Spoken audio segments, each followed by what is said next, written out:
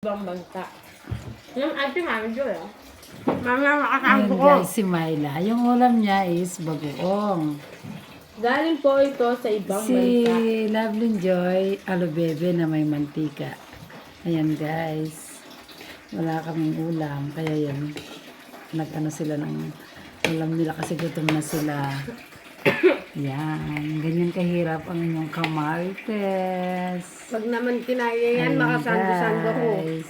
Kasi nakasando pa yung anak ko, ayaw niyang ipa-post. Pero ipo-post ko guys. Siyempre maganda naman siya oh. Pati si Myla, ayan. Mukha siyang damulag. Bagong gising sila guys. Hindi ko lang alam bakit gutom sila. Ayan. Kaya yung ulam nila. Yung bagong ganyan. gising. Ayan. Kaya kami namin patutod sa baba. Kami namin patutod. Anong lasa ng kinakain mo, Myla? Napakasarap. Ikaw, Daday? Sa bahay lang ni Kamarites makakahanap ng ganitong ulam. Kaya man po mga kabaknal, galing ito sa Italia. Ganun. Hindi ka mabubusog sa sarap. Si Daday hindi daw siya nabubulunan kasi may mantika at halo bebe. Ayan sila guys. Boneless ba po ang ito? Ayan.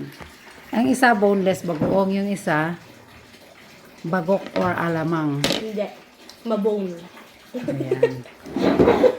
Oh, bye-bye na kayo guys.